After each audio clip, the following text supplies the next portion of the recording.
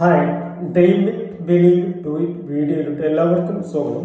Passion കണ്ടെത്തി ഡെസ്റ്റിനിയിൽ എത്താനുള്ള ഫോർമുലാസും ടിപ്സും സ്റ്റോറീസും നമ്മൾ ഷെയർ ചെയ്തുകൊണ്ടിരിക്കുന്നു. ഇത്തരം വീഡിയോ ലഭിക്കാൻ ഈ ചാനൽ സബ്സ്ക്രൈബ് ചെയ്യുക. മാത്തമാറ്റിക്സ് പഠിക്കാൻ ഉദ്ദേശിക്കുന്നവർക്ക് ഒരു പുതിയ ചാനൽ നമ്മൾ ആരംഭിച്ചിട്ടുണ്ട്. അതിന്റെ ലിങ്ക് ഡിസ്ക്രിപ്ഷൻ ബോക്സിൽ ലഭ്യമാണ്. അത് കണ്ട് സംശയങ്ങൾ കമന്റ് ചെയ്യുക, മറുപടി അറിയിക്കുന്നതാണ്. ഇന്ന് നമുക്ക് ഒരു പുതിയ ടിപ്സുമായി കടന്നു വരാം. ഒരു വാനരക്കൂട്ടം കാട്ടിലൂടെ ഭക്ഷണം തേടി നടക്കുകയാണ്. ഇവരെ നിയന്ത്രിക്കുന്ന മൂത്ത ഒരു കുരങ്ങനാണ്. അവർക്ക് പിറകിൽ ഒരുപാട് കുട്ടി കുരങ്ങന്മാരുണ്ട്. ഈ മൂത്ത കുരങ്ങൻ എന്തൊക്കെ ചെയ്യുന്നു അതൊക്കെ ഫോളോ ചെയ്യുകയാണ് ഈ കുട്ടിക്കുരങ്ങന്മാർ. അവർക്ക് സാധാരണ കഴിക്കുന്ന ഭക്ഷണങ്ങളൊന്നും അവർക്ക് അന്ന് ലഭിച്ചില്ല. കഴിച്ച് പരിചയമുള്ള തേങ്ങ അല്ലെങ്കിൽ മറ്റു കിഴങ്ങു വിഭവങ്ങളൊന്നും ലഭിച്ചില്ല. അങ്ങനെ ഭക്ഷണം തേടി അലഞ്ഞുകൊണ്ടിരിക്കുമ്പോൾ ഒരു കുട്ടയും ചുമന്ന് മലമുകളിൽ മാമ്പഴം പറിച്ച് ഒരു കുട്ടയിൽ വേറൊരു കുട്ടയിൽ നല്ല ഷേപ്പുള്ള ഉരുളൻ കല്ലുകളും ആയിട്ട് മാർക്കറ്റിലോട്ട് ഒരു കർഷകൻ വിൽക്കാൻ കൊണ്ടുപോകുന്നത് നമ്മുടെ വാനരക്കൂട്ടത്തിന്റെ ശ്രദ്ധയിൽപ്പെട്ടു. ഇവർക്ക് അറിയില്ല ഈ മാമ്പഴം ഭക്ഷിക്കാൻ പറ്റുമോ എന്ന്. കാരണം അവർ മാമ്പഴം കണ്ടിട്ടില്ല, മറ്റു വിഭവങ്ങളെ കണ്ടിട്ടുള്ളൂ.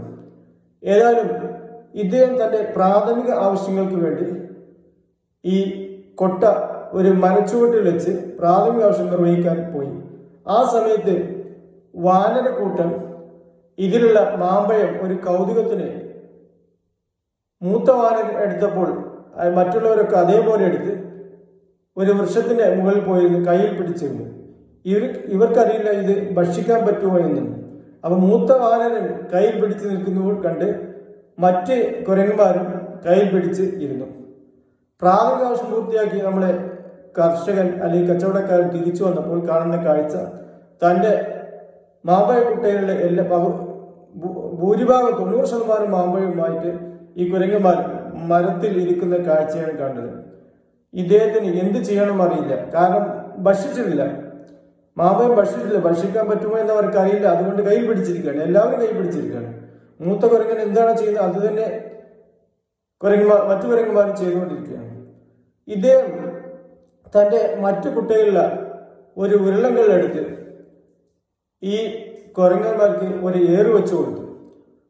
ഇത് അനുകരിച്ച് നമ്മൾ മൂത്ത കുരങ്ങൻ തന്റെ കയ്യിലുള്ള മാമ്പഴം വലിച്ചെറിഞ്ഞു. ഇത് കണ്ട് കുട്ടിക്കുരങ്ങന്മാരും തങ്ങളുടെ മാമ്പഴം വലിച്ചെറിഞ്ഞു. ഏതായാലും കുറച്ചൊക്കെ കേടുവന്നെങ്കിലും ഭൂരിഭാഗം മാമ്പഴം അദ്ദേഹത്തിന് ലഭിച്ചു. അദ്ദേഹം തന്റെ യാത്ര തുടർന്നു. ഈ വാനന്മാർക്ക് ഭക്ഷണം കിട്ടിയിട്ടില്ലല്ലോ, കാരണം വീണ്ടും ഇര തേടി നടക്കുകയാണ്. അങ്ങനെ നടന്നുകൊണ്ടിരിക്കുമ്പോൾ കുറച്ചു ദൂരം നടന്നപ്പോൾ ഒരു കുട്ടയിൽ തൊപ്പിയുമായിട്ട് ഒരു മനുഷ്യൻ നടന്നു വരുന്നു. എന്നിട്ട് അദ്ദേഹം ഒരു മരച്ചുവട്ടിൽ വിശ്രമിക്കുകയാണ്. അദ്ദേഹത്തിന്റെ തലയിൽ തൊപ്പി പോലുള്ള ഒരു ഷാള് കൊണ്ടുള്ള ഒരു കെട്ടുമുണ്ട്. അങ്ങനെ അദ്ദേഹം ഈ മരച്ചുവട്ടിൽ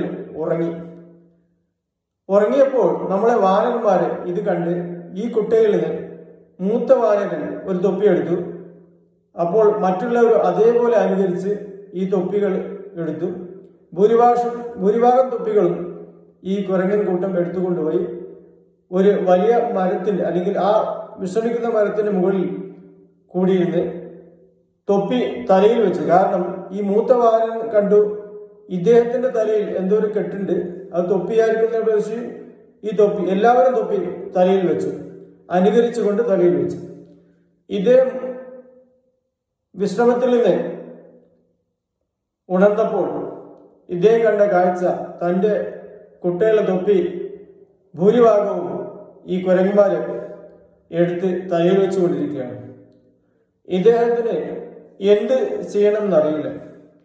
അദ്ദേഹം ഒന്ന് ആലോചിച്ച് ഒരു സൂത്രം കണ്ടെത്തി. അദ്ദേഹത്തിന്റെ തലയിൽ നിന്ന് ഷാൾ കൊണ്ടുള്ള കെട്ട്, തൊപ്പി പോലെയുള്ള ഷാൾ എടുത്ത് അദ്ദേഹം ഒരു ഏറ് വെച്ചു കൊടുത്തു. ഇത് കണ്ട് മൂത്ത വാരന് തൻ്റെ തലയിലുള്ള തൊപ്പി അതേപോലെ ഊരി എറിഞ്ഞു. ഇത് കണ്ട് മറ്റ് വാനരന്മാരും ഇതേ കണ്ട് കോപ്പി അടിച്ച് എറിഞ്ഞു.